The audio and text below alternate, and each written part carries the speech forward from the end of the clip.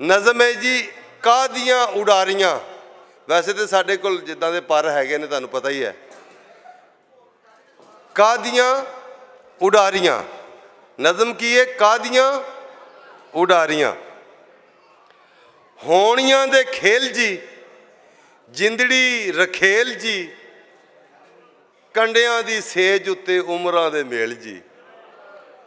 होणियां दे खेल जी जिंदड़ी रखेल जी, कंडियां दी सेज उत्ते उमरां दे मेल जी। ते दिल वाले दीवियां दा सड़ गया तेल जी, ते हासियां नूं चंबड़ी है हौकियां दी वेल जी। हासियां नूं चंबड़ी है हौकियां दी वेल जी, ते साडियां कहानियां उड पुड जानियां, एक भी ना छिट दिती इश्के दे पानियां। एक भी ना छिट दिती इश्के दे पानियां, मोड़ियां ना वागां साडी रूह दियां हानियां, ते बाहरलियां छइयां पईयां अंदर बुलानियां।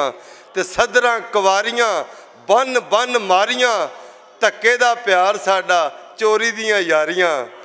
धक्के सदरां कवारियां बन बन मारियां, धक्के दा प्यार साडा चोरी दियां यारियां। ते खेड समुंदरां दी टोबियां च तारियां, ते भिजे होए परां नाल कादियां उडारियां। रसूल हमजा तोफ एक बहुत वड्डे लिखारी होए ने रूस दे। कल इंटरनेशनल मदर लैंग्वेज डे मनाया गया, पूरी दुनिया के मादरी जबाना का आलमी दिन। ते रसूल हमजा तोफ कई नोबल प्राइज़ जेतू लिखारियां तो भी बड़ा लिखारी है। उन्होंने पढ़ के बंदा लिखारी बनन की जाच आती है। कोई एडा वड्डा लिखारी सी, और एक 5 लाख का एक छोटा जिहा सूबा सी दागिस्तान, ओदा वो वसन वाला सी रूस का, उज़बक कह लो। ओदा एक वकूआ है, उहदी किताब मेरा दागिस्तान विच लिखिया, वो थोड़ा जिहा सुन लो। कहंदा एक बारी मैं पेरिस के अदबी मेले च शरीक होया। उर्दू च लिखिया, मैं उन्होंने पंजाबी च बोल रहा। तो उत्थे मेरे आउण की खबर सुन के एक आर्टिस्ट जिहड़ा मुसव्वर है वो मैनू मिलन आया। तो मैनू कहंदा कि मैं भी दागिस्तान दा हाँ, तो फलां मेरा पिंड है, तो मैं पिछले 30 सालों तो इत्थे फ्रांस विच रहिंदा। तो दागिस्तान वापसी अच्छा दागिस्तान वापसी के उत्ते मैं उहदे अजीज़ां नूं उहदी मां नूं लभ्या, और उस मुसव्वर बारे उस खानदान नूं ते पहले यकीन सी कि वो तो मर गया, किधरे 30 साल हो गए सन। उहदी मां नूं ये खबर सुन के बड़ी हैरानी हुई कि मेरा प्यो मेरा पुत्र जिहड़ा मेरा बेटा वो जिउंदा है। उन्होंने यकीन दवाया उन्होंने कि हाँ वो वाकई जिंदा है। यह सुन के उहदी मां बहुत रोई।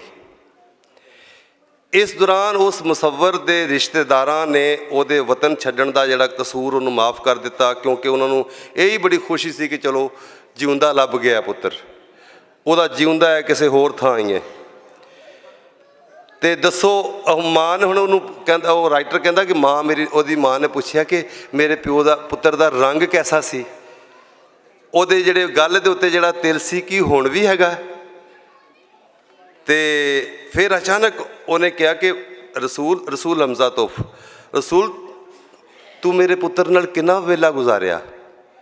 उन्हें कहा असी बहुत देर बैठे रहे, असी दागिस्तान दीयां गल्लां करते रहे जिथे वो जम्मिया सी। फिर उहदी मां ने मैनू एक होर सवाल किया, उन्हें तेरे नाल गलबात अपनी मादरी जबान च कीती सी ना। कहंदा नहीं, असी विच ट्रांसलेटर रखिया सी, वो फ्रांसीसी बोल रहा सी, वो अपनी मादरी जबान भुल चुकिया है। मुसव्वर की बुढ़ी मां ने यह सुनिया तो अपने सिर ते बन्निया होया काला रुमाल खोल के अपने चेहरे उत्ते पा लिया। तो कहते हैं कि साडे पहाड़ी इलाके विच दियां मावां अपने पुत्र की मौत की खबर सुन के वो अपने चेहरे अपना चेहरा काले रुमाल दे नाल ढक लैंदियां ने।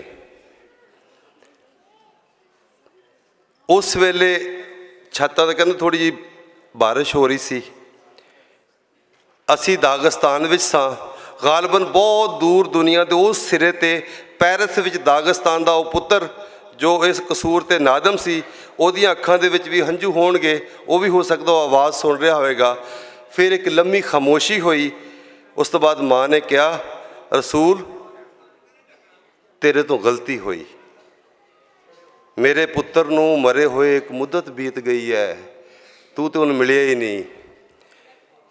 जिहदे नाल तू मिलिया वो मेरा पुत्र नहीं सी, कोई होर ही होएगा, क्योंकि मेरा पुत्र उस जबान नूं किवें भुल सकता है जिहड़ी उन्हों मैं सिखाई सी। तो राइटर कहता कि मैं हैरत और सदमे नाल कोई जवाब नहीं दे सकिया। उस बुढ़ी अजीम माँ ने कहा, रसूल अगर वो अपनी मादरी जबान भुल चुका है तो मेरे लिए वो जिउंदा नहीं, वो मर चुका है। इंशाअल्लाह इस पंजाब दीयां मावां भी यही सोचण कि जिहड़ा वो पुत्र वो बोली नहीं बोलता, वो लोरियां तो वहणा तक वो बोली दे नाल उहदा साथ है, तो वो उहदे लई एक तरह मारी जावे तो चंगा है।